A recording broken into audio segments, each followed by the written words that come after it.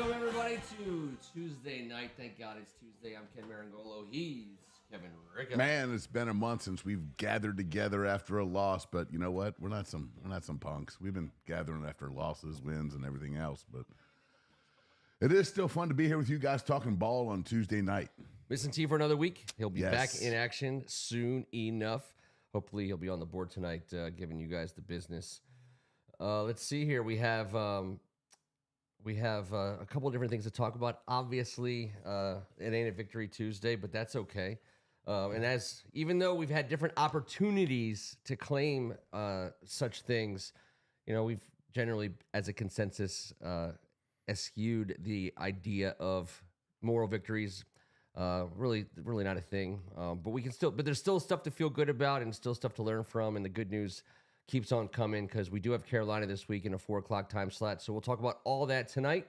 We'll of course start with the game that was. I thought we would get this out of the way early because I thought, let's go over to it. Vision gets impaired as the show. Yeah. I figure as long as we can unwinds. It's just team stats. I know it's a little small for certain people in our audience, but I wanted to keep it real because we've been doing this every week.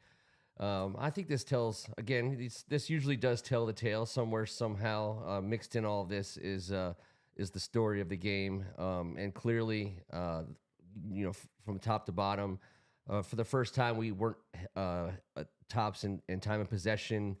Our third down efficiency, not great. Fourth down, of course, we just kept on humming. But you give up that many rushing yards to another team.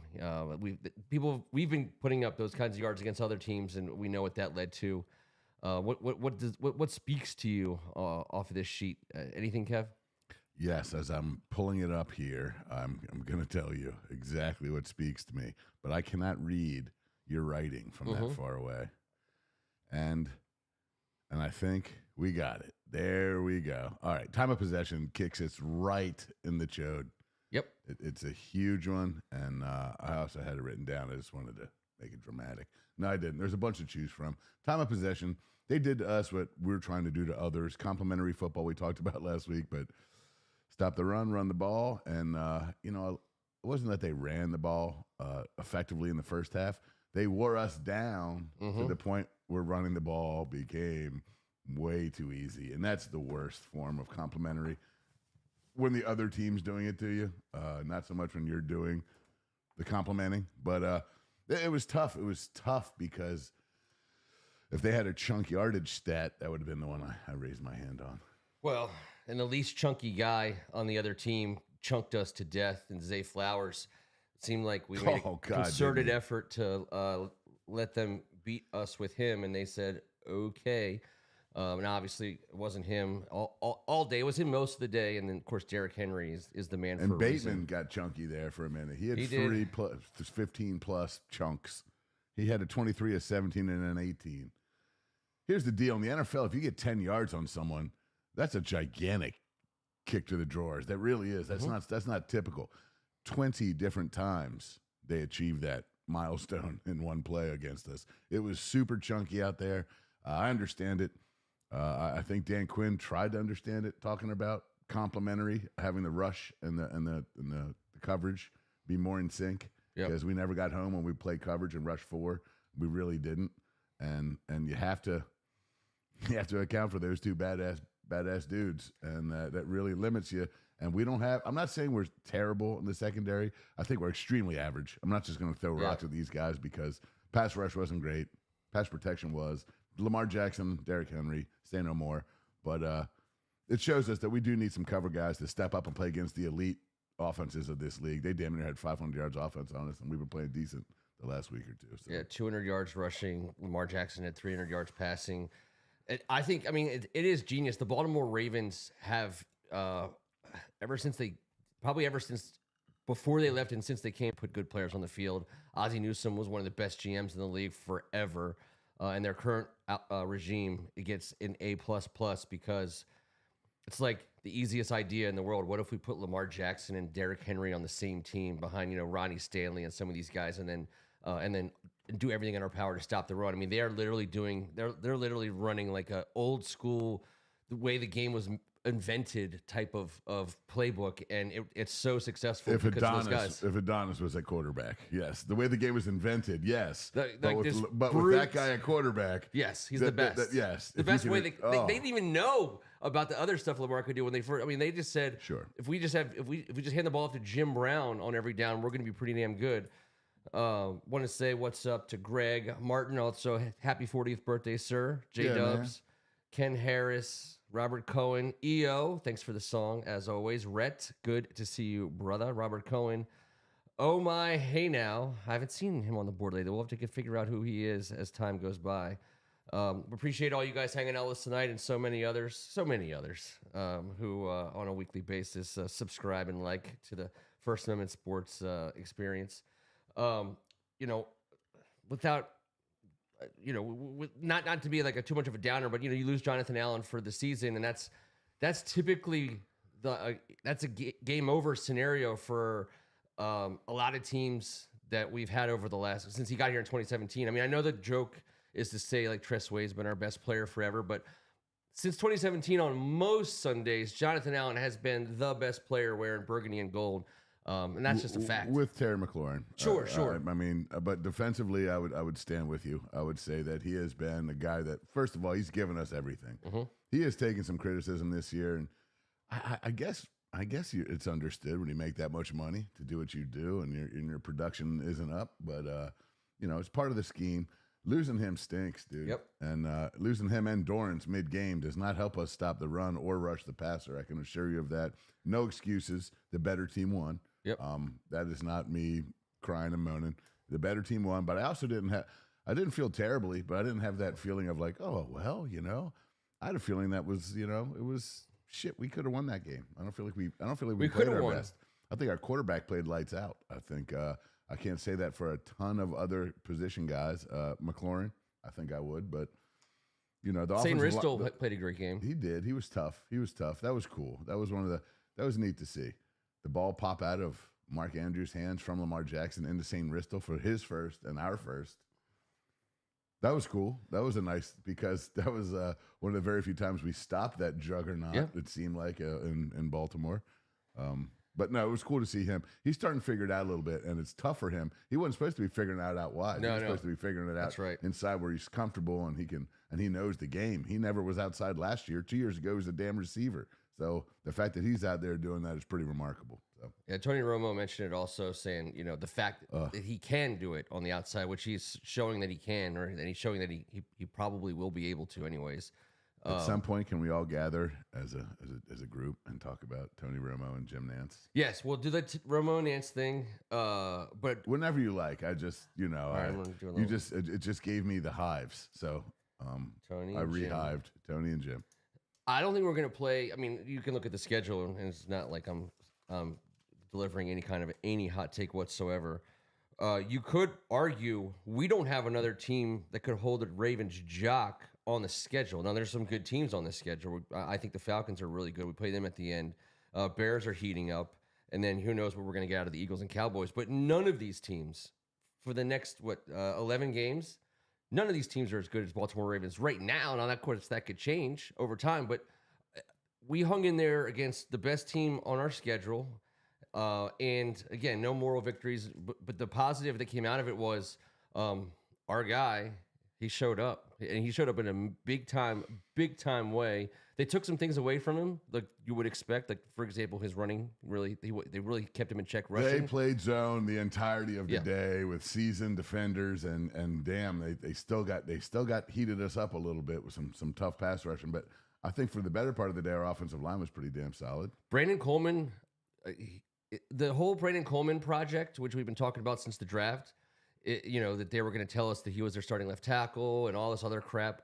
But the way they've done it, because we're not doing snap counts anymore, but if you look at the snap count progression, every week he's played more and more snaps at left tackle. I think he started the last 2 weeks. He definitely started this week. And Cornelius Lucas is continuing to be a presence, and he's a big dude and he's healthy, and we need all those guys to be on the same page. But Brandon Coleman's coming along nicely. I hear you, and I love it, and I'm thrilled, but I also kind of want to know a little bit more about this situation. It's very unique. It's not something we've ever dealt with. You don't see a lot of this in the NFL. How come, like, Jablava and Kime, and is someone going to be like, hey, JP, like, so what's up with this left tackle rotation? The platoon. I just want to hear somebody tell me something about it so I can have an idea, because you feel like the rookie, if he's really, really getting up to it, one of these days he's got to be handed the keys, right? And maybe Cornelius is planning. I don't know. I don't know either. I don't freaking It's know. different than we've ever seen. It's different than I've ever seen anywhere. Most teams, the left tackle is the professional badass level. dude. At the professional level. You know, he's your Trent. He's your whatever. He's your guy that's like, you need him on the field every play he can give you. I thought, obviously, up and down the offensive line, I have no complaints. They did what they could against a tough. I thought the play calling was good because you knew coming in you were going to go against the best rushing defense in the league. You knew that what we want to do is run the ball to set up the pass. So we came out throwing, but the play calling again in a loss, there was more wrinkles that we saw that they're adding to it. Obviously, we're the least huddling team in the league, but we're not necessarily always running hurry up.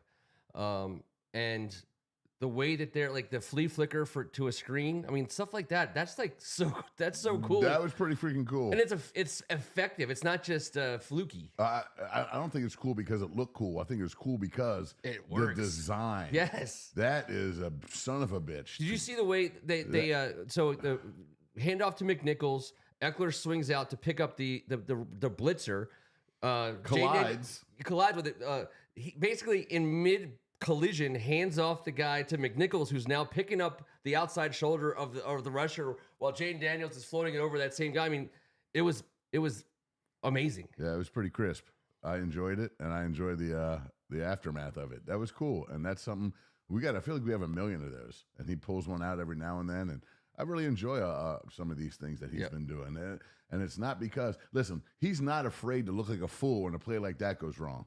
You know what I mean? Like, and you have to be able to have that thick skin as a play caller, because in NFL days past, you pull some shit like that out, you're fired on Monday. Yes. You know what I mean? Like, that's a fumble, it's the other way, and you're done. So this is part of our personality with this new young guy, with this new play caller, with this whole new personality that we have as a freaking franchise. Yep. This is part of our who we are, and I like it going forward because.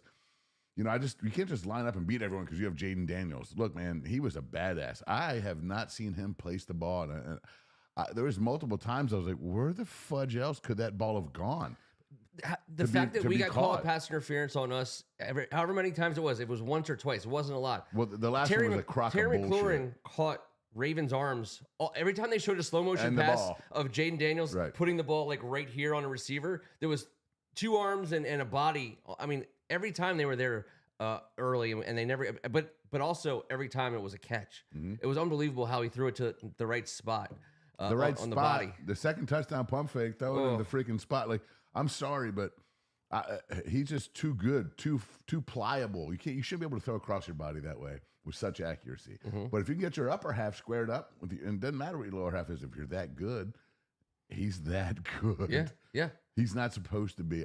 Listen, every week we'll get to the commentators, but we got a different player off a different defense who's a bad son of a bitch, giving him the utmost compliments. People don't do that in this league. Roquan Smith saying this franchise is in great hands.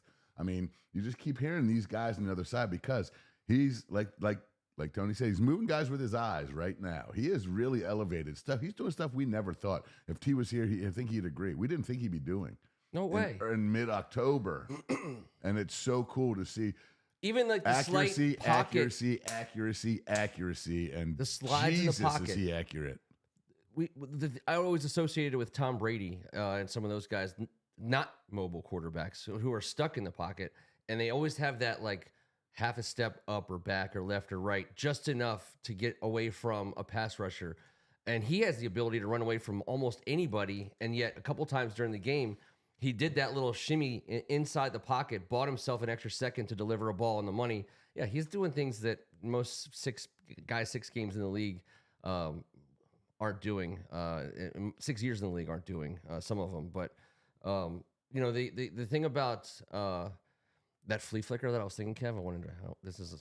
We'll edit this out later. But Give it to McNichols. Eckler takes the blitzer. McNichols laterals it back to Daniels and then becomes a lead blocker around the end for Daniels. For Eckler. Or for Daniels. Or for whatever you want. You could You're running new offense? You're running the flea flicker offense back here. I'm going to run a power run off the flea flicker. It's coming. All right. We'll see. That's fine. All right. In the right look. So we get the network's A team for once. We don't normally get it. National game. We know that the league or their folks wanted to flex this game out, and CBS said, no dice. This is our game. We want the best game in the week, which is their right. They get to put Jim Nantz and Tony Romo on it. Now, I've always had a soft spot in my heart for Jim Nantz. When you put him next to Tony Romo, it gets a little bit weird. But go ahead. I'm just happy we didn't get like interns. So many white goobers across the nation were thrilled with this game. Yeah. The wordplay.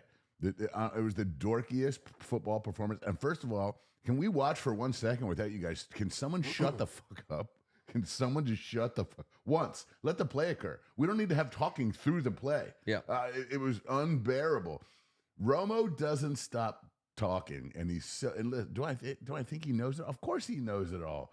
But you see the Drew Bledsoe that afternoon, and he said the difference between Romo and Brady, and that day was once Brady became the starter, he kept asking me all the questions. Romo, he figured he knew everything at that point. I'm good. So listening to him and Nantz go back and go, it was the door. I couldn't handle it. Even my wife, who doesn't pay attention, was like, this is so. It was so goofy. Any goofy. How about every dad joke possible? Do I need to? I'm 49. Do we need to be dad joking the whole goddamn game when my team is playing against the ex MVP and the best matchup of quarterbacks of all time? If there was anyone that I could turn on the radio broadcast and listen to, anyone, I would do it. Robert Cohen said his one wish, and I'm going to throw this up there because I continue to want to do it. A First Amendment Sports NFL simulcast of a Commanders game. So let's start laying the framework for that. So we keep saying we're going to do it. I'm committed to it. We'll figure out the right. I desperately want to do it. We'll figure out the right day. But here's how you have to have. Okay, so we'll get to we'll go live around for a 1 o'clock game. We go live around 12:45, 12:30, whatever. Get things warmed up and ready to go. But the thing is, in order to line it up, because not everyone has. Some people have DirecTV, Comcast, right? Whatever. The timing is different. So we have to have a moment where we're, right before the kickoff, so everyone puts it on pause for like a second, and then we go. And I think once we do that, and we're all aligned, then people will know, and we can do that at the start of each quarter, because it changes. The speed changes. I hear you. So that's like one thing I was thinking of we have to do, and I think that how much fun would that be with this group of people? It would be the best. It would be fantastic. We deserve to all watch a game together. And you know what Greg Martin deserved? Greg Martin deserved to not have to listen to that audio because it was too loud at the party. It wasn't on. That's a great birthday gift because knowing you, Greg Martin, this would have been difficult. This would have been a difficult one for you. In crunch time, all you can hear is blah, blah, blah. Anything that rhymed, they said to each other. It was like, and he's about to pass. It was just, I cannot tell you how frustrating it was to listen to when you're just jacked up about a game. And I wasn't nervous, like, oh my God. Like, it was just so thrilling for us to be balling like this to a certain level, watching some of the plays we're making and, hanging on by our freaking fingernails defensively. To have to listen repeatedly to the same shit that we know for 6 weeks around here. The whole nation's figuring it out. Oh, Jaden Daniels started off the season with, we know all these stupid stats. We understand what the franchise has done, more so than anyone. And each time a national broadcast on a different network has our team, we're going to have to relearn all the same shit that we've known on this broadcast together for 8 to 10 weeks. It's so frustrating to listen to these goofballs tell us they think they're discovering. I know. That's what I hate. I get it. I hate it too. And you know what? I understand but it. Exactly. They have to do it to a certain degree. I get that. But it doesn't mean that I have to like it. And it doesn't mean that the alliteration between Romo and Nantz is not for a 67-year-old man who makes over $270,000 a year, wears no socks, has a Way terrible fake over. Big Ten, and is on his third wife. you're talking like I 10 am done. million. I'm done. 20 million. I'm done with those two. I cannot listen to them anymore. But every time, none of these 8 teams have had our team forever. So, like, it is for them. It is like turning a stone over. They should both call golf. They're phenomenal at it. Yeah. There's a lot of time that needs to be talked. They should call golf. And I know Romo knows football. I get it. I'm not saying I don't. I respect the shit out of him. Oh my, hey now, I can't. He's down with the Manning cast. I forget to put on the Manning cast a lot because I just throw the game on and I forget to put the Manning cast on. But I do agree, especially with Bill Belichick. The clips I've seen of him on the Manning cast have been stellar. He called out the Jets big time, I believe, last night, and Peyton Manning got after him a lot about. I mean, they put each other's old clips on and they beat each other up. God bless those guys. Hell yes, it's great. Let me have that. Listen, nothing against the guy Jim Nantz, but he brings out the douchiest form of Romo, and vice versa. Yeah, honestly, I feel like they're like they had a poetry reading it, like having a freaking Aperol spritzer. I keep hearing that Romo's on the tea garden. I cannot. Fritz, like maybe can't do it. They'll keep him. They won't keep him. He's 18 guys. There's always a new guy coming in. But we have so many Dallas Cowboys have been on the air. Can we get someone with some personality that knows the game? Because Romo certainly knows the game, but he's just such a doof. It's just, it hurts me. It hurts my soul. That was such a baller game, and those guys are absolutely pros, Ken. I'm not saying they're not. Just don't ever want them to do my team. That'd be fair. And I like that I've worked at the bars a lot of Sundays over the years and haven't had to get the full force of the Romo Nantz alliteration because it's brutal. You weren't getting him on Redskins games, but you were getting them because they were the national games. So if you were watching TV that day, they were on. Of course. Any shtick that comes up, any shtick. That's why the red zone's great. I agree. Because you do end up ultimately getting whatever the 8-team guys are, but you get them in little spurts. You don't have to get them constantly. May I just say this? I adore the Manning cast, with or without Belichick and all that. Like it's great. Now, that being said, I can't watch it the whole time. No. Like I have to get back to my roots. And honestly, this is the first time this season I was like, turn off the TV and put on Sonny, Sam, and Frank, and here we go. Because everything else about this season feels that good. And it's sad that you can't do that, but it's fun that Jaden Daniels makes me feel like, now that we're good again, what we do is we just turn the radio on, kids, and then we turn the television off, and then we get down to our home broadcast team that actually works in the same building as these guys, and all these guys have a ton of respect for. That would be something. I love that you're finally ready to meaningfully engage in an announcer debate. It's been like one of my main things for years, and UNT hate it, but I love that you're into it. Well, here's why. Because you're on the other end now. I've been fighting it from the, not like this, but I've been fighting it from the we were playing on an AM radio every week, but now we're in the spotlight, and now you're like, something has to change. That was the only thing that angered me all day. Like that and the 10-yard gash plays, but whatever. Our guys competed, and that I like that. We left it all out there, and we played a good game. We didn't play a great game. We did not. We didn't overachieve. We didn't do any of that shit. In fact, we left some plays in the field, man. Oh, my hey now says just go straight. Espanol simulcast. Yes. That actually would have been a... Donde está Tony Romo? You know he's going to be there with that stupid-ass piñata on, acting like a fart. I can't stand it. Somehow recorded a Spanish version of this game before the game. It was hard to listen to his... He was so schmucky and so smarmy and so Romo-ish. Comment. Best play in the league this year, the double fake Cardinal to tight end seam. The Cole Kmet touchdown this weekend. Everyone's running it. Can't wait till we have a tight end fast enough for it. Kingsbury has run this. Also, Senate is fast enough, but they're not ready. They're not ready just yet. Collinsworth is equal to, I think. He's a one-man terrible Collinsworth. But it's the same three guys. It's the same three, like, hello, Mr. White Bread football announcer. Perhaps you would like some mayonnaise or a crumpet. I just wanted to forehead punch him. I always thought it was because DC, like... Give me Iron Eagle and Charles Davis. I don't give a crap. Charles Davis gets all fired up. Iron Eagle does a good job. He's fine. Yeah, that is a solid team. I much prefer Ian Eagle and Charles Davis. I do. I'm being honest. I much prefer having those guys. I'm not even saying they're better or worse. Their shtick is nowhere near as adamant to the broadcast. That Romo and Nance bring their shtick it's like their game. It's not your game. Shut up and let the guys play. Comment on it. Don't tell me about whatever. Greg Olson, I think, Romo knows it from the inside out. Greg Olson is my favorite. He's great. This year he has been my favorite. All right, we're gonna get into the announcer debate. I'm gonna step up and say this. Give me Greg Olson every week because he doesn't have that he doesn't have that ego. He doesn't have the ego. Yes, he did it all. He's not to mention third leg Greg and lived on the 6th floor of that 2 Live Crew joint. Third leg Greg. Oh, Greg. We're not going to play a team as good as the Ravens the rest of the way. We'll play some good teams, though. It's a great test. It sucks that we lost Jonathan Allen, that you just can't underscore that loss. But there is a huge, huge but, and that is we drafted Johnny Newton in the 2nd round. He's healthy. Fedarian Mathis is showing signs of life. Ebe Ofada is back in the mix. Obata is back in the mix. F.A. Obata and I like. And he can slide inside, and you still got your Fowler. He can slide inside on pass downs, from what I understand. Yep.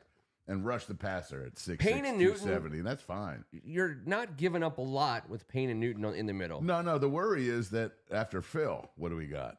That's the worry. It's the bottom of the depth chart that needs to be replenished, and that's going to be a whoever. But let's let our guy do work now. He already knows. He's already got some feelers out there. How about no one wanted to draft Johnny Newton? No one thought Johnny Newton was the guy to draft, and I was like, you know what?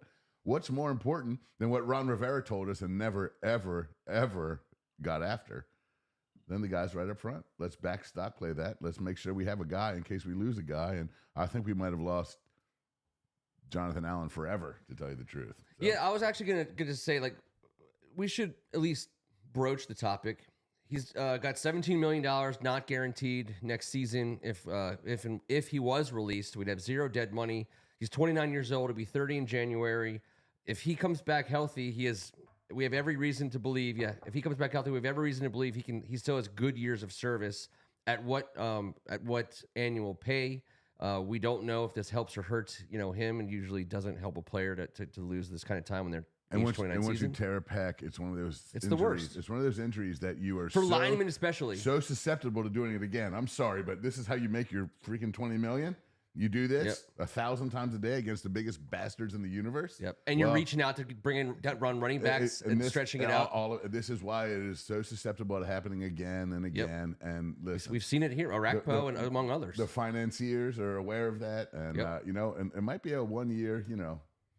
I mean, if this allows us to get him at slightly below market value, you pounce on it. I would even guarantee him a year or two at $15 million a year, whatever it is. It sucks for if he can make more money, I want him to make it. He will somewhere else, and that's an unfortunate reality. He's made plenty of monies though. Yep. And we have space. If they decide that he can give us another 2 good years, they could figure that out. Let me ask you this: do you think he checks all the boxes of this new culture change? Do you think that he's a guy that we'd love to keep around? Because I haven't heard anything good or bad. I haven't heard much about John Allen aside from his play, but I haven't heard anything in the building as a leader. This was a guy that was kind of the mouthpiece of the team for the last 2 years. That no longer seems to be the case. He's bought in. I'll give him. We have to give him that credit. Fair. I'm not giving him any shit. No. But the comments about Jonathan Allen that I've heard are ones about him saying, Dan Quinn, Joe Witt, like these guys have given us something that we, I've never experienced here before. And I'd go so far as to say he's, enjoying the shit out of it, right? Obviously, he has to be able, and this sucks for him to get hurt. Agreed. But again, it sucks for us that he's hurt. A 30-year-old defensive tackle who hasn't really missed much time. No, and he's a worker, and he's a local guy too. Yep. And he's been a leader, and he's had that C on his chest. So we'll see. It'll come down to the money. There's a lot of factors involved. We'll see, and we have the second most salary cap in the NFL right now for next season. We're number 2 overall. I think the Cardinals are up there somewhere. Maybe they're number 1. Jaden Daniels is on a rookie contract for a while. Not that you're going to take the money you would spend on him and give it to Jonathan Allen, but in a short-term scenario, if you were to say, hey, listen, Jonathan, we'll give you what you want for a 1-year deal. You can take a little less for a 2-year deal. That's probably about it. And if that wins the day, I think we're better off. Because he can't commit to him long term. You can't give him a 4-year deal. You can't. Well, that's what I was just going to say. This injury is just insured. He is not being re-signed to a 2, 3, or 4-year extension. Yep. I think that is guaranteed because you don't get those guys. That the risk is not worth the reward where we are right now as a franchise. Yep. You're not just spending on a 30-year-old guy with a torn pec who's already been paid. What's his hunger level? You know what I mean? You have to ask yourself after injury. There's a lot of hungry guys out there that you can get. Just like he knows, we shit half our defense is freaking on a $3.5 million contract for year by year. That's right, and it's going to cost significant money to bring back some of the guys we love on this roster. The way I was thinking of it is he's got 1 more year at $17 million.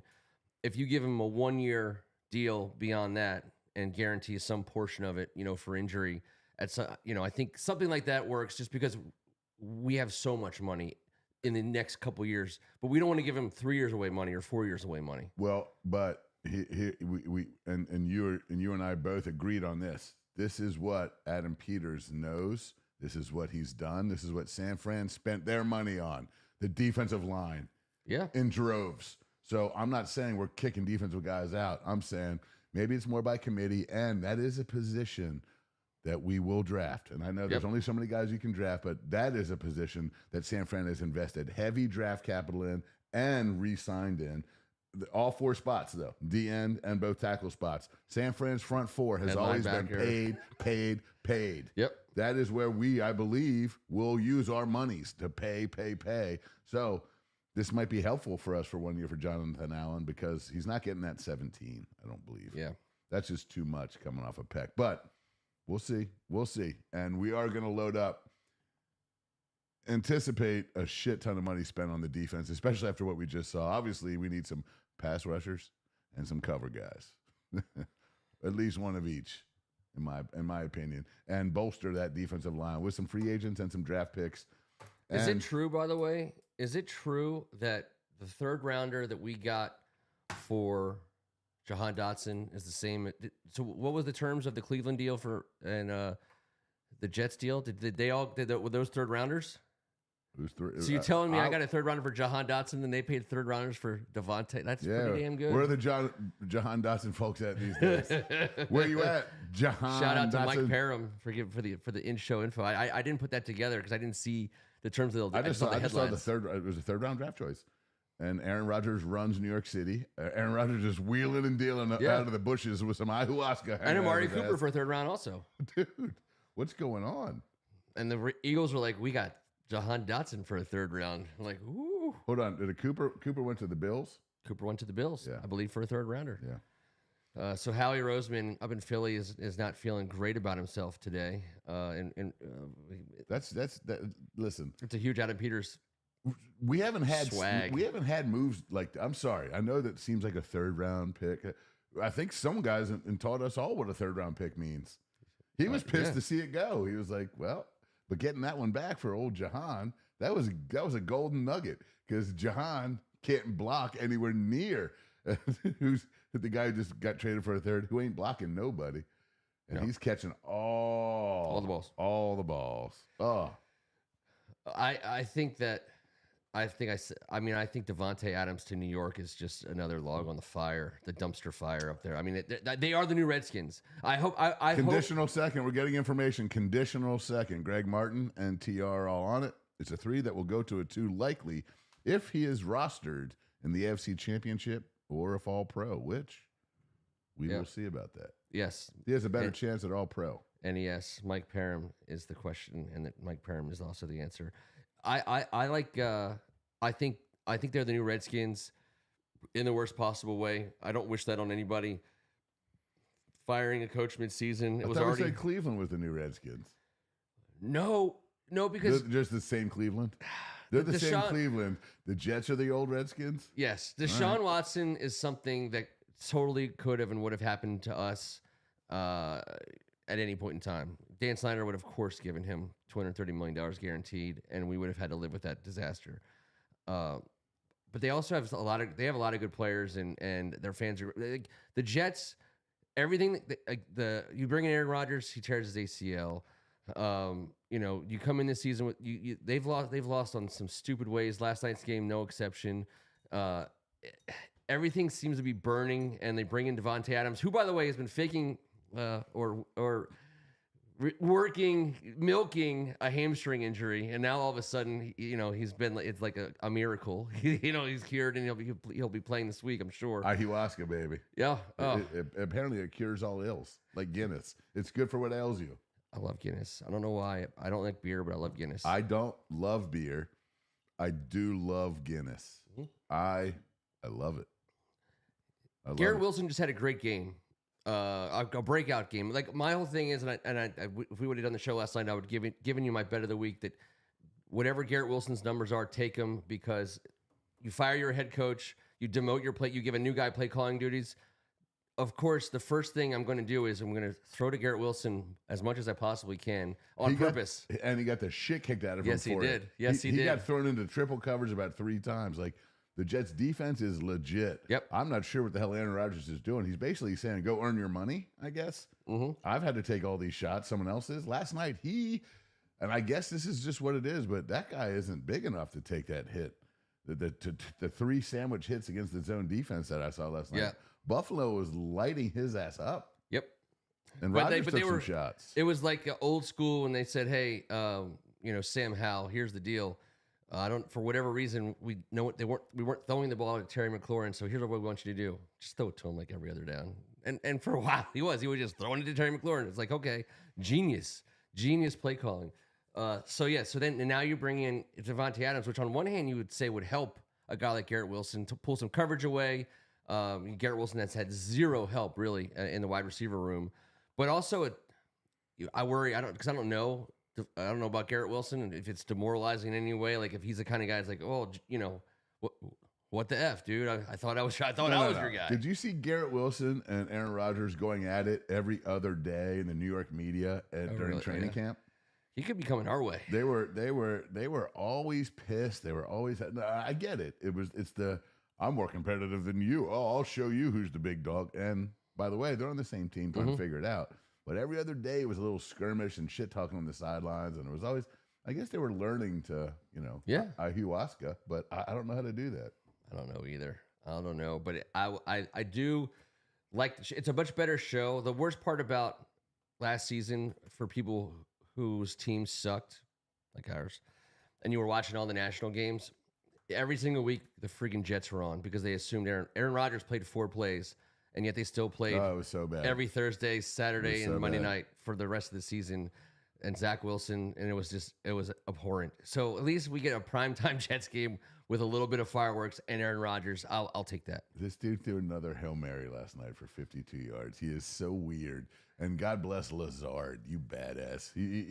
They had 100 yards worth of offense on one seam route to Lazard that almost hit the safety in his ass, thigh pad, came around his love handle, and Lazard somehow never caught it, and the Hail Mary. That's 100 yards of offense on 2 freaking, like, what the shit? He's been doing that forever, so. You know what the secret is? They showed all the plays. Now, I wish I could put them on here so we could do our whole, like, conspiracy theory thing. But is to start dating down consecutively? Is that what you're telling me? Just one worse girlfriend after the next. No, just less attractive every time you re-up. As your bank account grows and you get older.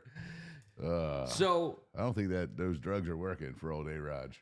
he gets the perfect air under the ball, and the guy who ends up catching it is always in a Karl Malone post-up move, backs up, throws the ass out a little bit to make some space, and then jumps up. But I think the other thing is there's a guy. They always have a guy in front of that guy somehow, some way. There's always a guy at about the 1 or 2 in the front. You want your big guy in the back. It's called Big Ben. You want your big guy posting up in the back, but you always have a guy in the front. And then you bring different guys in from the side. Some people run the big guy through and try to pull the pile and come to the back. Yes. But but when you have a laser for an arm, and I'm not going to lie, he's kind of a dick, and I think I'm done with his act.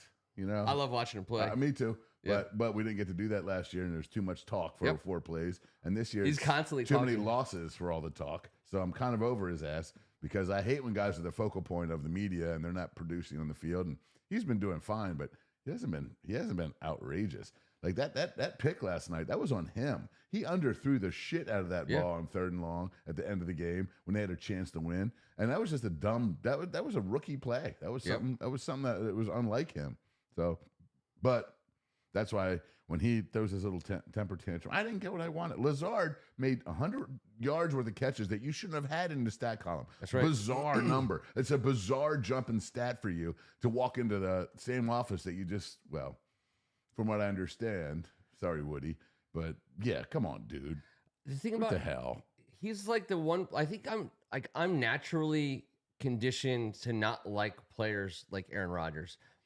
Most of the Jets headlines I see are things that Aaron Rodgers is saying to report it, and that's like the story. Like it's all Aaron Rodgers all the time, and that's New York driven. And Aaron Rodgers went there because he loves it. Even going back to when he was in Green Bay, I know teammates loved him and respected him because of how good of a player he is.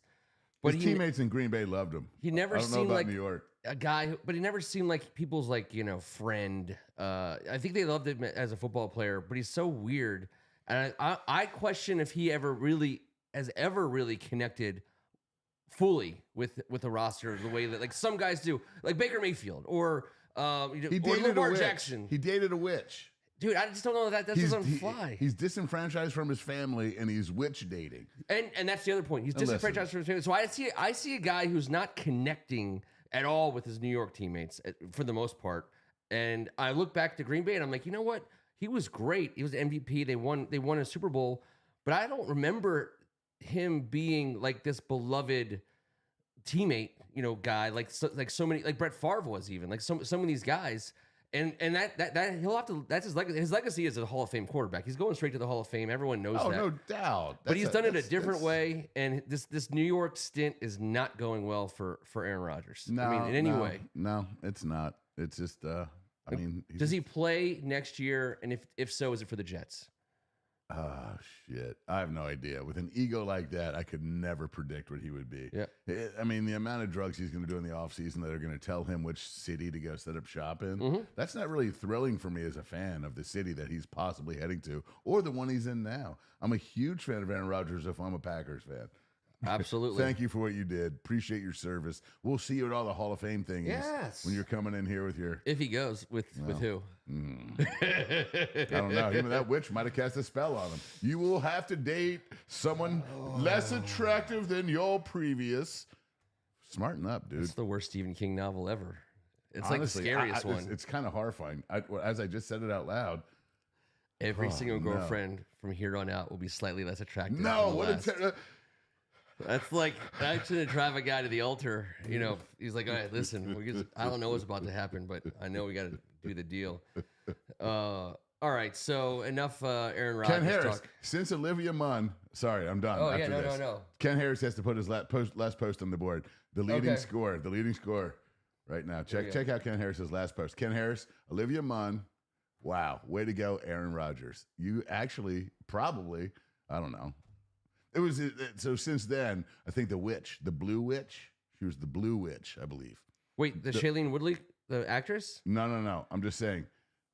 Because Danica Patrick was in there. Danica was after Shailene. She was kind of plain Jane to me. I'm sorry, Ken, but I'm saying you this.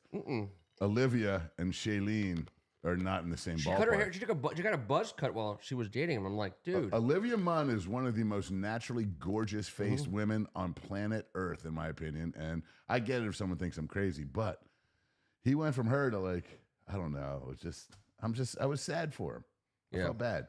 And it's not all about that. I'm sure these ladies are all smart, brilliant, amazing people and blah, blah, blah. This is just fun shit for Ken and I to talk about in the basement. Yeah. I want him to really get a legitimate. I want him to make a run at like the golf seniors tour. I'd watch that every week if he was in it. I mean, I already watched. Only if Nance and Romo. Yes, Nance and Romo. They'll call it for sure if he's doing it. Let's see. Get Collinsworth out there, and honestly, we can all wear our Buster Browns. Yes. And there'll be warm milks, and Well, I'll tell you what. Here's the good news. The good news is I wanted to say good news Tell the good news, Ken. because I'm only you lose Jonathan Allen for the season. You're not trying to. I don't want to act all happy about things, but we do have some guys that are going to play, and the good news really is what I was saying before. This was at least at the moment, based on the way it plays out. Ravens are the best team we're going to play all year, most likely. It's hard to imagine that that's not true. But right away, we're playing a Panthers team that, yes, is playing better with Andy Dalton at quarterback.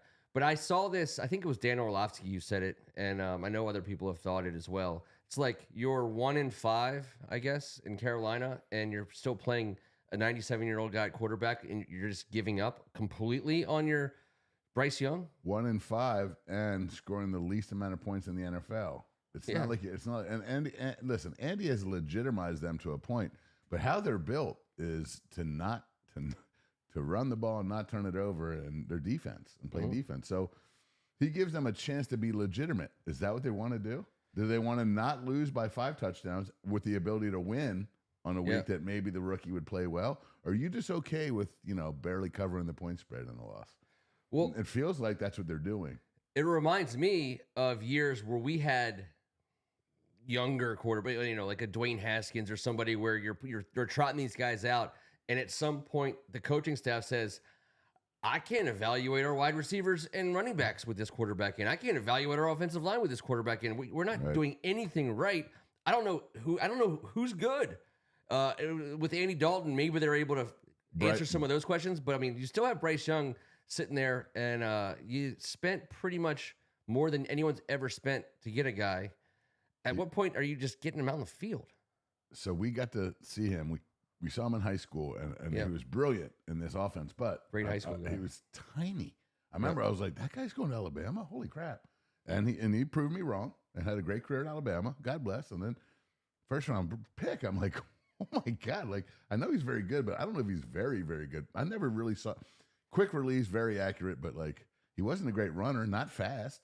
Not big enough to be a difference in the run game. Not a dude like we have now, obviously, who was the number 2 pick. I just never really understood. And now I think they're dealing with it. Carolina might have to deal with this one for a minute. Dude, this is going to go down with like the Herschel Walker trade, with some of like the most lopsided trades in all of sports. This is there. We had him pegged as, I hate to say it, too light in the ass. He was many moons ago. We were wrong once, but fool us once. But both him and DJ, when they came through, we saw those guys in high school. Good high school quarterbacks. I don't think any of us ever bought them for a second as Sunday guys. Guys like that are always going to be good in the right situation in college because they're great athletes. They're good, but DJ was just a big body, and Bryce was a quick body. And how about my high school playing in back-to-back seasons? Yeah, against those guys. The number 1 draft choice in the NFL draft in high school. They played and they look good in the same season. And they look good in high school. It was within 3 weeks. Yes. They played against 2 future number 1 draft choices. I'm not sure how many high school teams have ever played against 2 future number 1 draft choices, but I will say that it's going to be the last 2 number 2 draft Anyone choices. who played Gonzaga the last couple and years. And the last 2, C.J. Stroud and Jaden Daniels playing in the same neck of the woods are both a number 2 draft pick and rivals. But McNamara played 2 number 1s every single year. So did St. John's in Caleb and Fashanu. But no, I mean number one overall. Gotcha. That was my stat. Yeah. 2 number 1s overall. I believe St. John's College High School, go Cadets, might be the only team to ever play 2 future number 1 pick quarterbacks in 1 season ever. And I happened to be there for both of them. And both of them were tremendous. And I said, I'd take Caleb Williams all day. And everyone laughed at me and told me this, that, and the other. So, man, he's looking good. He's putting it together. The thing about the Bears that I like is, and again, Caleb is ingratiating himself on the roster. It's impossible not to see it. He's getting along. He's not better or bigger than or more important than anybody, which I love. It's so easy to walk with his kind of resume and the money that he's made already before he even got to the league. It's super easy for guys like that to just be like, hey, and walk on like kind of a different level. So it's cool. And who doesn't want like Chicago? Like I don't hate the Chicago Bears. The Chicago Bears. When the Chicago Bears are good, the NFL is more fun. So I agree. It's been cool to see him develop. And I also love this. 3 weeks ago, everyone was coming at me. Oh, no, where's Caleb now? Because I said how much I've loved him forever. Yep. And around this area, everyone knows it. And I'm a St. John's guy. He's a Gonzaga guy. I don't give a damn. It's the Miller Lite commercial. It can be both. It is both. It is both. It doesn't have to just be one. It doesn't. That's right. These two guys are going to be superstars forever. And I love the one we have. And I wouldn't change that for anything. I wouldn't trade Jaden Daniels for anything, but Caleb Williams is going to be spectacular because he always was and always has been. These are two phenomenal dudes. I just don't want to be Bryce Young in this conversation. I don't know. Greg Martin says they're trying to hide him and try to trade Bryce Young. I know the league is starved for quarterbacks. I get it because Greg Martin is right about this. Once you shit all over yourself, all anyone sees is that there's shit all over you. That's it. And when there's blood in the water, the Sharks are not coming up with all that cash. And if I'm another GM in the league, I'm still saying, I hear what you're saying, but you still started Andy Dalton over him for however many weeks, and it's like, this is a bad look. But but if they're trying to get rid of him before the deadline, if someone's willing to step up, I mean, listen, that's the real way to cut your losses. Because you gave up so much for Bryce Young. The thing is when they get that conditional 5th round pick for him, they are going to get also crapped upon. It's going to be by the local everybody. It's like, I declare bankruptcy. Anybody with a turd shows up that day. A turd in an arm and an attitude. That's going to be the worst day for them ever. But, at least that's just not ripping off the Band-Aid. That's ripping off the whole arm. But anyways, and pulling out a couple turds. And we're playing that team on Sunday at 4:00. And if we don't beat the shit out of them, this is a must beat the shit out of game. This isn't even a must win. This is a must dominate. This is so that when you're a good team, which people believe we are, not just us, and you play a team like the Carolina Panthers, and you expect a professional, multi-year veteran like Andy Dalton to make some good decisions against a defense that, quite frankly, we know has given up chunky plays.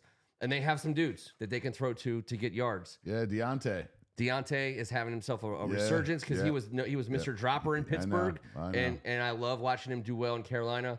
But this is a team that you have to beat if you think you're going to contend for anything at all. And it's a great team to beat. NFC win, we need those. We've picked up 2 NFC wins so far. We're 2-1, right? We beat the Giants, we beat the Cards, we lost to the Bucks. So these wins are important for playoff matters. And each year you and I try and carve the season up as we were polishing turds in the last decade. And if we win these 3, and then there's 3 monsters sitting there ready to clobber us, and we would go 1-5 over that 6-game stretch. Terrible conversations then. But now we're looking at a 7-game stretch before we go on a bye week. 7-game stretch of which there's 5 home games. Yeah. No one has 5 home games in a 7-game stretch right now, coming off of what we've just done. We have been on the road relentlessly. 4 road games and 2 home games so far, sitting at 4-2. That's a beautiful place to be sitting. Heading into this little stretch, this to me, this 5-2 scenario with 5 at home is the most important stretch of the season, obviously, but this really tells me whether or not, when I said we're going to host a playoff game and San Fran's coming in, I got to see it right now. Let's see how this goes. Because 5 games at home, you start losing games at home with this type shit against teams like this, that's going to cause mass hysteria and chaos. It just is. If we were to lose at home against Carolina, I'm not saying so much Chicago in a couple weeks. I'm saying Carolina, this game. Yep. The game that we have dealt with these turds forever. I mean, Chimanga Biakabatuka had 21 points, 3 touchdowns rushing in the first quarter. Pat Ward and I walked the entire 4-level concourse. I squirt mustard on someone, and I got to eject myself. I walked in the parking lot. Ejected the mustard. No, you got the Carolina Panthers are a team that you have ejected the mustard. Got to get a win over. I mean, this is, by the way, there's also something bigger than just this week. Because Washington, Carolina has been the most boner-killing matchup in the history of the NFL for us for at least the last 15 years. Apparently, you lose it before you park, is what I've understood. Before you even park. Yes. They make these games. They don't even always televise them. They just say, by the way, in case you missed it, Washington played Carolina, and this is what happened. We watched it. There were 11 forward passes. Yeah. It's just, the history of this game is terrible. It's great for the home team fans, but so we have to put that behind us too. We got to like get over it by wait, what? Oh, the full mustard story. We'll get the full mustard story. That's going to be in the overtime segment of the show. The mustard story's coming. So we have to like prove that these terrible matchups, we don't have to like do the opposite of rising to the occasion. You know, we don't want to lower ourselves to the occasion.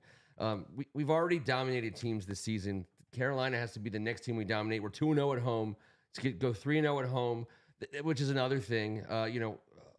Since we haven't won a lot of games, period, we clearly also haven't won a lot of games at home. Establishing a little bit of home field winning is a big deal if you're going to host that playoff game. I mean, even if it doesn't matter, even if you're playing a team that everyone thinks is going to beat you, Tony Romo still has to say, and the Washington Commanders, they're 7-1 at home this season. So this game isn't as easy as it looks for blah blah blah. Well, him and Nancy They'll figure out finger sandwiches. God, I didn't like it. I didn't like it. You can answer the yellow or spicy brown question. All right. Was it I'll just be fair. Yeah, let's go. There was 9 million seats available, but because everyone was on hardcore alert, the security wasn't letting us go sit down. Pat Ward was my left tackle in high school football. He is not a small man. This is post-college. We have to walk the damn 400 level, which takes how long? Where's this, in Carolina? No, this is FedEx. FedEx, okay. Sorry, at the old Northwest. The old Northwest I don't Stadium. like the idea of FedEx. I don't even understand what that is. It's humid. I mean, we're in like jeans and a sweatshirt, but it's like too humid. It's one of those weird fall days that like we overdressed. I mean, we are soaking wet. And Pat's like, "What the fudge, dude?" I'm like, "Oh my God." I go, "Let me just get a pretzel." He's like, "Seriously?" I'm like, "Oh, I gotta eat something." Right? And I bite. I do the wrong bite on the long mustard pack. Yeah. And as I'm watching the game, I'm squirting. And I'm squirting, and all I hear is this chuckling, and I get poked from Pat. And he was like, "Look," and man, it was like a mural in like downtown DC, on like a metro wall, like halfway through a thing. It was the most mustard I've ever seen on a human being. Mustard? That's what Greg Cohen said. I should say. It was the most mustard. It was bright yellow. It was not brown at all. It was fluorescent yellow. It was so terrible, and it's the worst thing I've ever done. Okay. Pat was laughing so hard he rolled out. Like he just excused himself, and obviously I gave him the outside chair, and I had like a minute to think about it. I'm out. There was no one behind us that saw it. Like I looked around, I checked my scenario, and I just pieced the shit out. I did. I went to confession later. But I mustered into this shit. So you're good, man. Out of a Carolina fan. I just want it to be known. Okay. If someone was wearing burgundy and gold, it might have worked. That's true. It wouldn't have been terrible, but it was. Now we have to deal with that going into this game. I know. The mustard. If we lose this game, it's because I'm mustard convinced. I can't believe I did it. Mustard Chronicles. I'm sorry, everyone. I apologize, all of you. I disco Dan in mustard. I disco Dan Tony. Yes, that's exactly what happened. It happened. Hey, you know what? It happens sometimes. Cool disco Dan. To be fair, this guy tagged Metro buses in Washington D.C. for 40 years. I remember. He's a local legend. Yeah, disco Dan for sure. If you took the E2, the E4, the E6, Cool Disco Dan was definitely rocking. But yes, I apologize. I'm glad you guys were friends to me and allowed me to get this. Very off safe my space. chest. I've thought about it, but like Pat Ward never judged me. So, no, I don't think so. But he's one of the best guys. So if he knew it was an accident. Honestly, when I tell you, remember the long packs of mustard? Like I was watching the game, which actually you want for that big old pretzel. Yes, because those little teeny packets aren't going to do. But we were repaid when Deion Sanders returned the punt against Tampa Bay down to the 2-yard line, and Pat Ward and I were leaving because we were being turds due to the whole mustard thing previously weeks ago. But he hugged Biz Marquee, and Biz Marquee and him hugged, and I had my flip phone and I couldn't get it out on time. But Biz Marquee and Pat Ward held each other in a 799-pound embrace while I celebrated the only good play the primetime ever brought. And he milked it. I remember. I think I was that post game. He was like, "Told you that lady was pregnant, and that baby came. Boy, that baby came, and she was a beauty. That baby was a beauty." Yeah. Let me just say this to Greg Martin. The fan didn't notice it because it was like at point blank range as the play was going on, and it was all over his back. And the 400 levels, old Danny boy had us all tightened in there. Well, it wasn't just him, but That was the Squire's fault. Anyways, but we were right on top of each other. I didn't even know I was doing it. 3 Hail Marys and $20 in the port box. Honestly, it's like waking up in college with a halfy boy and having to pee so bad, and it just you never know where it's gonna. It's a fact. That's why sometimes you sit down, but then it rises up. I never knew I was a gymnast. If it hits the top of whatever, that's not good. That's gross. So, dude, I was contortionist. Reinventing There's yoga, some sink, yoga, like a towel rack, and formations, downward peeing dog. I think was the way that one. When they had those little things when you had a kid, those little cones that you put on your baby when you're changing the diaper. Oh, the PPTP. Yeah, well, I could have used some of those. You sure could have. I was just a few years too old for the old TP. Okay, but thankfully in our lifetimes, Ken Harris. I have done this like 15 times. Yes. I am due to get a glutton of mustard poured all over me, and I will accept it like a gentleman. That's good. Due to this conversation. Thank you guys for helping me work through this. Ken, can you please pass me the ice? I'm getting a little sweaty down here, even though it's 40 degrees. Yeah, it is a little chilly down here. Well, I feel terrible. You don't go to confession publicly in our religion all that much. So, sorry, guys. Let's see. Oh, Old Forester? Ooh, yeah, no, Old Forester or Blanton's. All right, Blanton's the hell out of me. We're that's a courtesy of EO. And as long as we're on a winning streak, the Blanton's flows. Well, we're not. We're celebrating. We're getting back on one. Yeah, that's right. We're starting a new back one. on one. Panthers, Bears, squirt mustard on everyone. Let's do it. Giants, Steelers, Eagles, Cowboys, Titans. Right, and then a bye, late bye. What's our bye? It's like super late. It always is. 7 weeks. Yeah, 7 games. We have 7 in a row. Then a bye, then 4. Yeah. Mm-hmm. We close out our pre-bye week schedule with the Titans. All right, so we're 4-2. We're hosting Carolina at home. Mm-hmm. Let's get some score predictions, some outcome predictions. Let's talk about this game for Carolina versus Washington. Delicious. Carolina at Washington. Andy Dalton's been putting some passing yards up a little bit, but he's allowing them to run the shit out of the ball, which they need to do. And they're pretty good at it. Now, the problem is they're usually doing it when they're down by 10, his passing yard numbers. But he's made them relevant and competitive. We can't just sleep on him. Yeah. What we would do to Bryce Young with this coaching staff and his lack of experience. So this is one of those reasons why their decision to play Andy is existent. I love the fact that we have the tape of our game against Baltimore, two teams that are trying to do essentially the same thing. They did it so well. I mean, if you're Dan Quinn and Joe Witt, you can go into each one of those rooms, the linebacking room and the defensive line room especially, and say, hey, look at how they approached. They knew what we were trying to do. We were right. And we knew what they were trying to do. And then when you go against Carolina, you can actually, I think there's some plays that Baltimore ran defensively, and I saw that this week, some defensive line stuff. I know we don't match up with the Baltimore defense from a personnel standpoint exactly. They have a lot of players. But you can say against Carolina, we can put some of that stuff. I think they respond. Our kind of guys and our coaching staff responds to that kind of performance. I think, again, you talk about you're not angry after that, or angry after so many losses, but not after this one. There was just so much about that game that was just so much fun. And I think that in the spirit of that game, I think we can have a good week of practice where Joe Witt does, and Ken Norton for that matter, does have the ability to say, hey guys, for example, let's look at what we did. Let's look at what they did. All the tape has our guys on the film, so it's not like we're watching their game. But so much you can learn from what they did, because they're doing exactly what we want to do, and they just did it a little bit better than we did. And I don't think we're above learning from what we just saw. And going into Carolina, if you can stop them from running, then they might get some yards, but they're not going to beat you. We're pissed. And we're pissed defensively. And this team averages the 32nd most points, 15.5 coming out of Carolina. We're right below 30. We average almost double more than them. So as we've always looked at Carolina, we've looked down upon them on years when we were very, very similar to them. We are now allowed to look down upon them. And that should scare us a tad bit, but not so much, because this team has thrown 7 interceptions in 6 weeks. We've only got 1. Obviously, that's a problem, but it seems like it could be rectified this week. Yeah. 7 picks from the Carolina franchise in this amount of weeks isn't an egregious amount. It's just a shit ton more than we've had. Yep. So I feel like we get ours this week. We get our turnovers.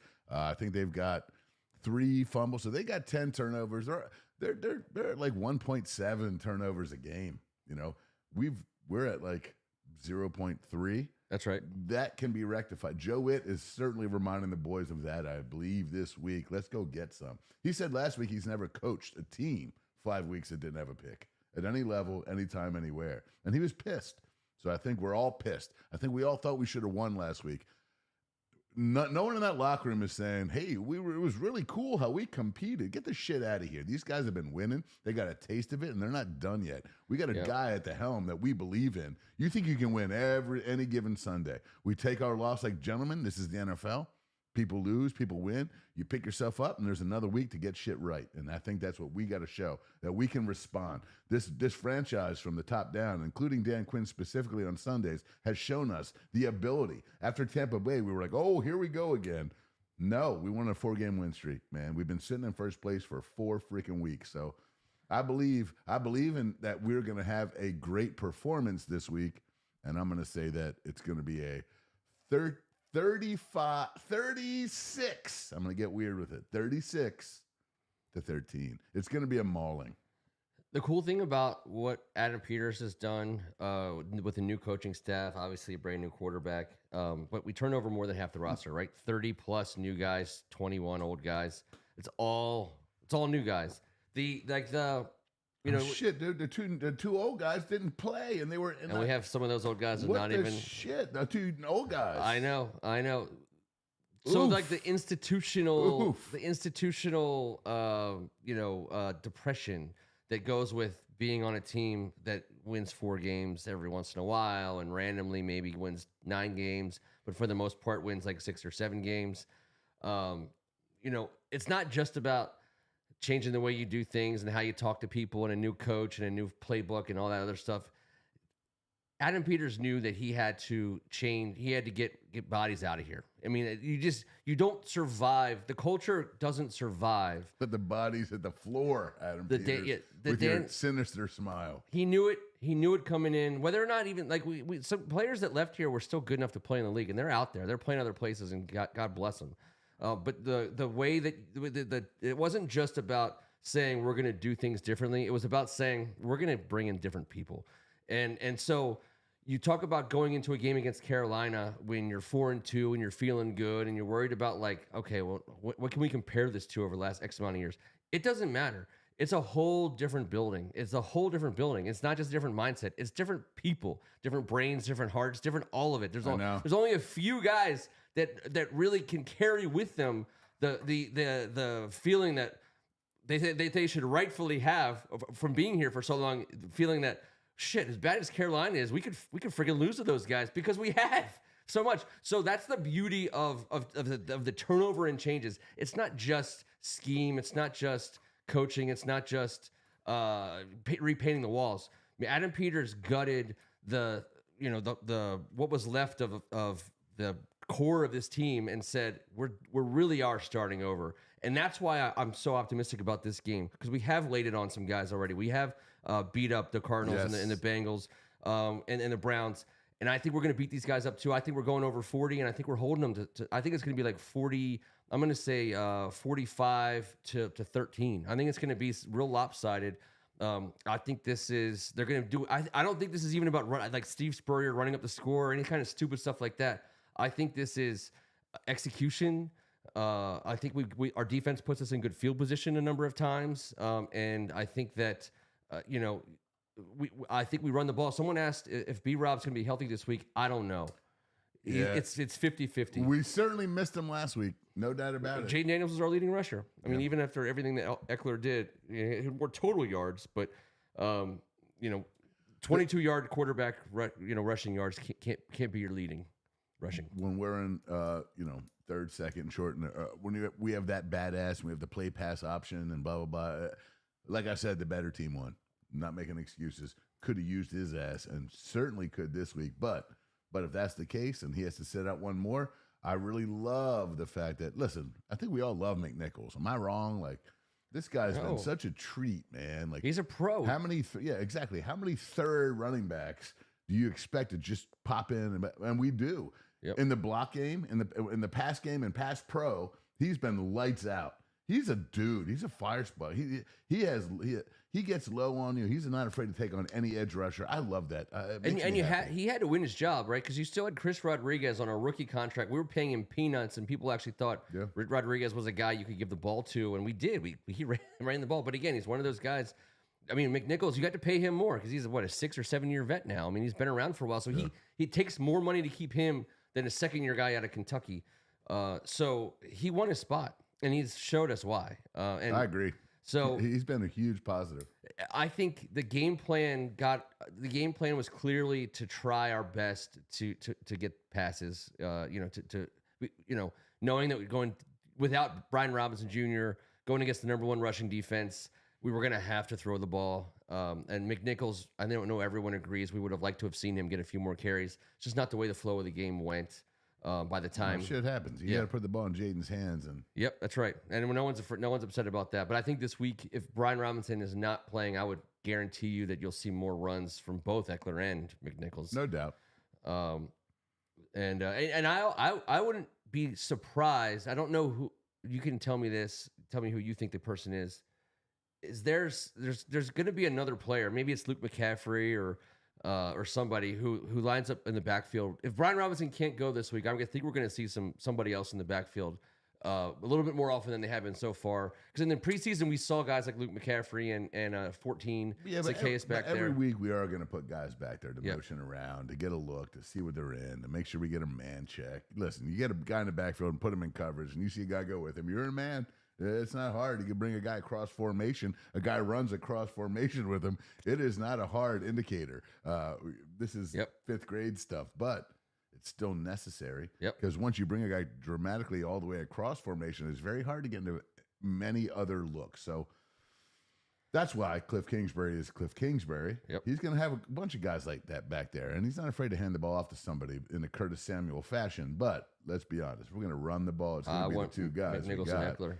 And certainly Jaden doing his thing. Sweet baby Jaden. I like Greg Martin asking the question about Jaden Daniels sitting in the 4th quarter. I think that's, if we're winning the way I think we're going to be winning, then yes, he definitely get some time off, hopefully as much as possible. I mean, there's no need to keep him out there once the game is no longer in question.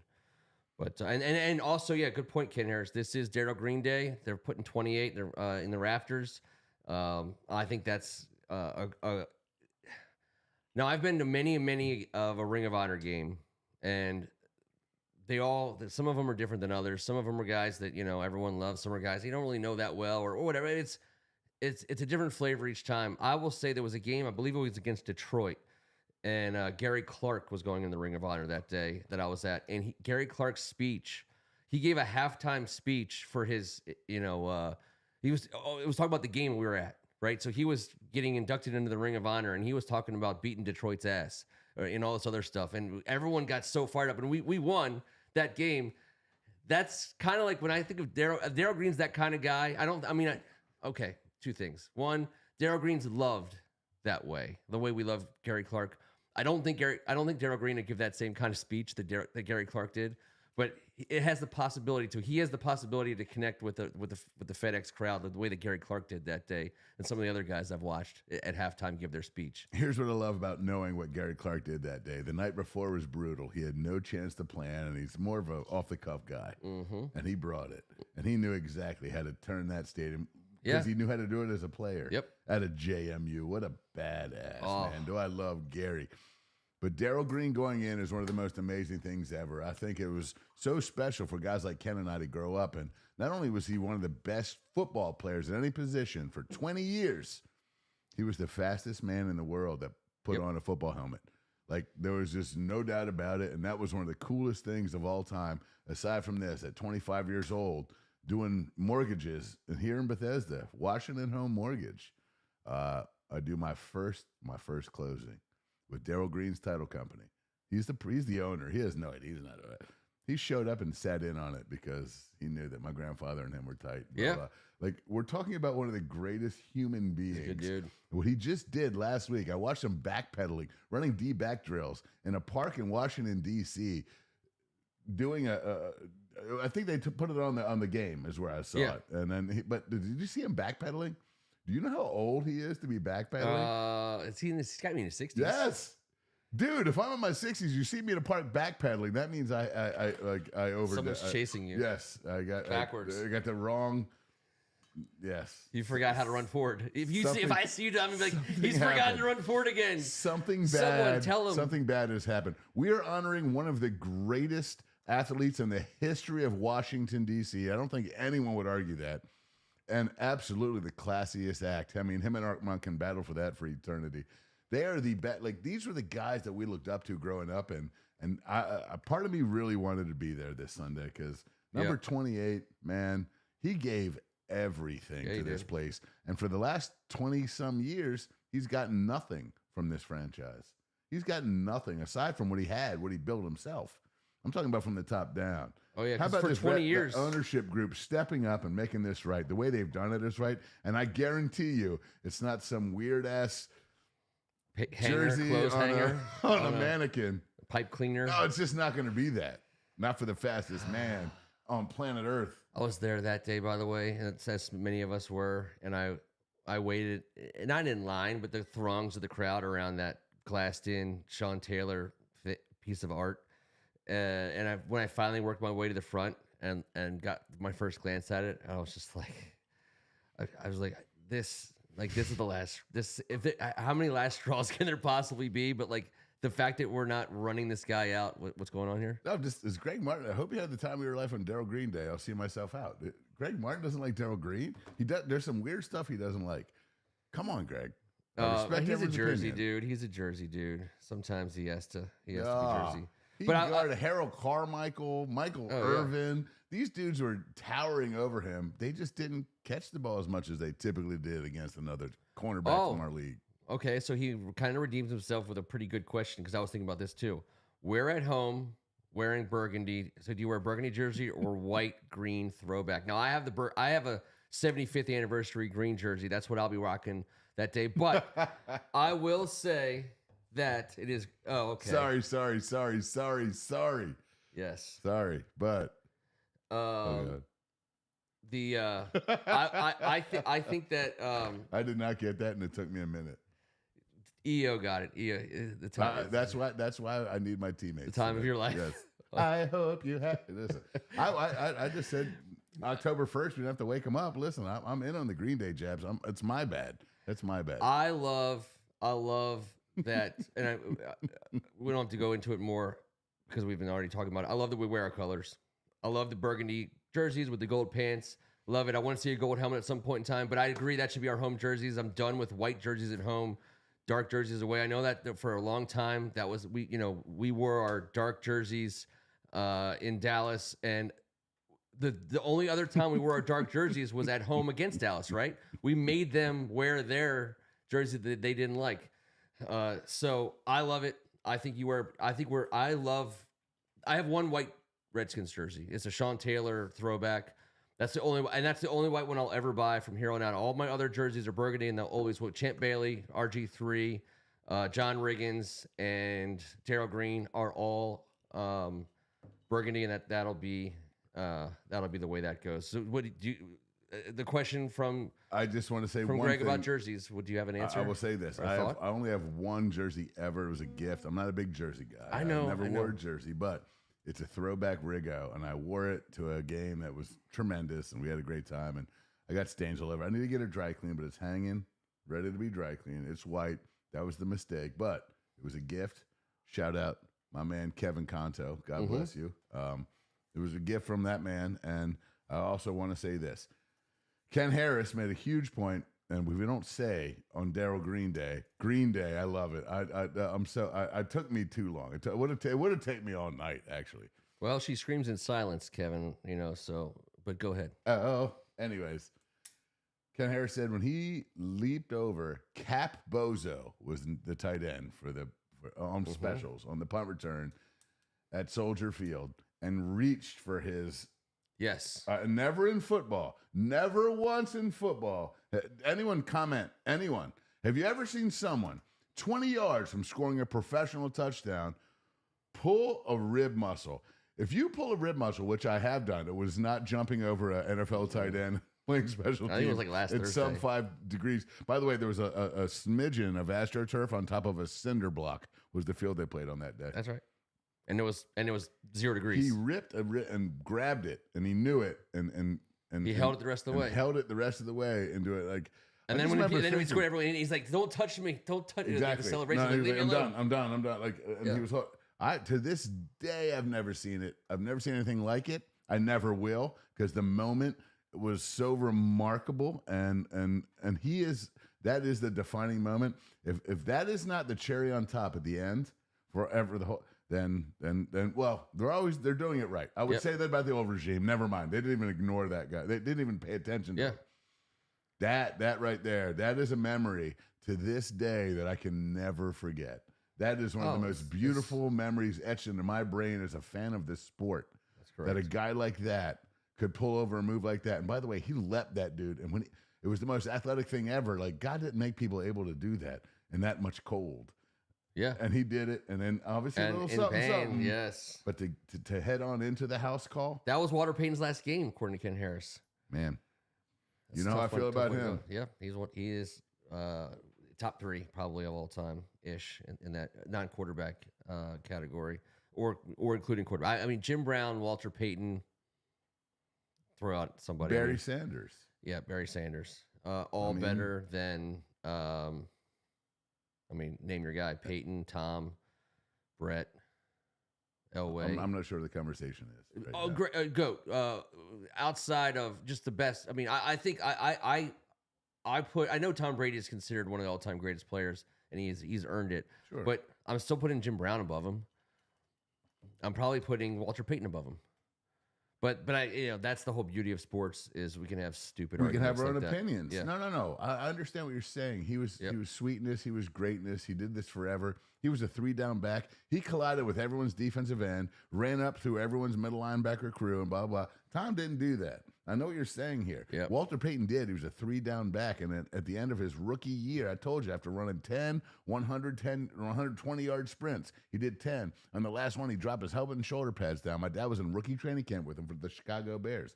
He dropped his last one down. He'd go to the baseline at the end of their field, and all his teammates were watching. Of course, the media was out there. This was his workout, and they got used to it. He was from Jacksonville State, man. Yep. He came up there on his own. The last 120 yards after running 120 sprints, after every 3 a day, he did this 3 times a day. He'd walked 120 yards on his hands.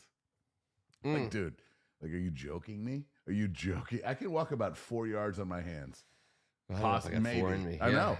120 on his hands after 10. And he did that after he was a workaholic, badass freak who should have gotten the handoff. I'm a big Refrigerator Perry guy, but hand that ball off to Walter Payton, man. Agreed. They got carried away. And you can Jerry Rice, of course. But I still would put Jim Brown and Walter Payton and even Barry Sanders above Jerry Rice. Actually, you almost can't put Barry Sanders above Jerry Rice because of the longevity situation. Jim Brown and hold on, Jim Brown's longevity situation is the same one as Barry. It's Barry Sanders, 9 years, his idol. They did it. They got out. They got in and got out. But I would say Jim Brown. But Jim Brown did. I've never flummoxed you. Jim Brown was just a different dude. He was just a gigantic man and beast. I think he went out because he was, and he went out. He had other things he wanted to do. He wanted to be an actor and all that. He wanted to be able to walk. He was a smart man. Yeah. Barry Sanders, same thing. I want to be able to play with my kids, blah, blah, blah. I get it. The running back position is different. I don't put Emmett in the same category as those guys. Nor do I. And he had the greatest offensive line. One was he had the greatest offensive line ever. He earned his Hall of Fame-ness. Sure. He's not some scrub. He played tough. He played hurt. But if you gave Walter Payton that line and Barry Sanders, they wouldn't even know what the hell to do. They'd be like, they'd be playing still. You stop it. They'd be a 4th down back. By the way, speaking of 4th down backs, the announcer jinx was on. We were 8 for 8 on 3rd down, and we went for a 4th down. I'm like, God, he couldn't win. It was Nance every time, and Romo was like, sorry. I'm like, dude. I'm having my tuna tartare. It was 4th down and goal. I spilled some on my Bucks. Oh. The fact that we extended our 4th down streak to 99 on a 4th and goal touchdown to a 1 millimeter spot that only Terry McLaurin could catch it, that's badass. We actually went for it another 4th time, and we got a PI penalty, so it didn't count. But this is doing nothing but encouraging us to continue going on 4th down, which I love. We continue to lead the league in many stats. By the way, also coming out of this game, Jaden Daniels ever so slightly higher rated than Lamar Jackson. For what it's worth, Lamar Jackson had a baller day, but that just give me the W and you too. We know that. It just goes. Fun to talk about. It goes to show the kind of performance that he did have, because you see 269 yards and you're like, okay, but he 269 yards and 22 rushing yards, 22 hard rushing yards. The touchdowns were next level to Terry McLaurin, and he advanced the ball at really, just so efficiently and effectively all over the field. This was not a down tick, and if you're looking at the course of the season, this was not for Jaden Daniels. This was a continuing trend up. We saw him put on display was everything we've seen, and it was even a little bit more. If this was the World Poker Tour and it was the All-Stars sitting at the table, say there was 8 guys that are big time, this was the first time we were invited to the gentleman's game. Mm-hmm. Not because of because how we handle ourselves. Yeah. We now will be invited to sit at the gentleman's game moving forward, for as far as Jaden Daniels' health provides, and this franchise is backed by the Harris Group, run by Adam Peters and coached by Dan Quinn. We are members of the gentleman's game now. We've been indoctrinated into the top 8, 10 of the league at all times, because there's others that are going to. I'm telling you, the stretch starts now. We are now. Everyone else is telling us Jaden Daniels, Dr. Daniels, Mr. Daniels. So fine, but we got the Bears game flexed to 4:00. That's an example of what you're saying, Kevin. Yeah. I think that there's multiple scenarios before that. I don't think they're going to flex the Titans game all the way out. But you got an Eagles game, you got a Cowboys game. Are not flexible. You got a Steelers game that are all potentially, going to. This is going to be. We haven't been. It's like a game of hungry hippos with the network execs. We've never been the marble that the hippo is trying to eat. Let that marble go to someone else. And now everyone wants us. Now everyone wants to get a piece of us. So it'll be interesting to see where we end up here going down the stretch. It'll be fun. We're going to be back in 7 days to talk about this Carolina Panthers victory Tuesday. Hopefully, that's what we're hoping for. I think we've earned the right to be optimistic about it. Yes, let's 5-2. Vegas was only willing to give us 6.5. We're continuing to go down that road. Hold on, 9.5 it opened at. No, I'm taking 6.5 wins on the season. Oh, sorry. I thought, yeah. No, it's gonna. I didn't hear you say a thick 6.5. It was a thick 6.5. My bad. 6.5 wins. So we're on our way to that. Until next week, and on behalf of Tim Strachan, he's Kevin Ricca. Yeah, man. And by the way, we missed the crap out of T, but we also were partying with T on Saturday night. Yes. So we just want you guys to know this. This is just another stumbling block, and we're good. Everything's good. I felt bad. Got some equipment issues, and it's tough. When we did the game on Saturday, and I was like, I was like, well, okay, that sucks so bad. I felt like I made it sound worse than it was. So I'm sorry, T. Or to anyone who may have been overly worried. He had a chair malfunction, and it sucks. It sucks. But we had a great night. Well, we had a great 11 and a half hours. That last half an hour got tough. It was a struggle. But thankfully, I had a 5-pound burrito. Not so much for me. Oh, yeah, USA, Mexico coming up. NES Tecmo, you're 94 McNamara, right? I always forget who people are on this thing. I feel like NES Tecmo is a McNamara guy. How are you going to forget that, bro? Because I always get the names. My dyslexia gets the best of me. I don't know. That was my Mustang, whatever. Yeah. I love that. All right. But NES Tecmo, hit me up about the USA-Mexico game, please. You guys are the best. I love having this season with you guys because, dude, the real dogs are still on here from from kind of way back, man. Mm-hmm. And now we get to embrace. And by the way, I want to simulcast. I want to do all. All right, of it. so we're gonna figure that out. We will. We'll figure it out. We're gonna. We'll noodle it. Such an easy one. Are you working on Sunday? I am. Okay. Sorry, I'm working this Sunday. Okay. And yeah, we might have to go like what was that movie? Pump Up the Volume with Adam Christian Sandler? Slater. No, Christian Slater. No, Christian Slater. This was old school where he played Happy Harry Hard-On. He was like the DJ who was a pirate radio station. He was like broadcasting from everywhere. You said happy, you said hard-on, and you said pirate. Happy Harry and Hard-On. I'm just gonna shake my head. You said Harry. I'm 0 for 4 on the lack of boxes checked. I know what you're saying, but I'm not gonna jump Pump in. Up the Volume was a great. I think it was an '80s movie. Maybe it was early '90s. And I'm looking at Christian Slater's overcomb haircut right now. Yeah, but I'm not thinking about any of the other terms you said. It's too late. That was his on-air personality name. From now on, you talk about Happy Harry Hard-On before 10 o'clock. Sir. Okay, fair enough. Or only after 10:30. No one quote that. Eagles game is on prime time. You are correct, my fellow Mustang. All right, do all the games. Muff up the volume. I love it. We now put the muff on the record. Put the Appreciate muff on when the DJ goes like this. When the DJ Thank God goes like this. It's Tuesday. Muff up the volume. Muff up the volume. Let's make E.O. Anderson some money. We're How are we doing this? Well, because we play his song on. Oh, nice. All those checks you're getting from Spotify, EO. This song is in my head forever, and it's a jam, brother. That was even a bottom lip bite. That was a clap with a bottom lip bite. Nance and Romo they would clutch their pearls to this song. We are still live, and we'll be back in 7 days. Clutch all your pearls. No, Nance, clutch Romo's pearls and vice versa. I couldn't stand it, dude. I couldn't stand it. The track is How Did I Get Here? Oh, I love this song. From the self-titled album. No, I love this song. Is it the self-titled album? Yes, the self-titled album. Oh, no.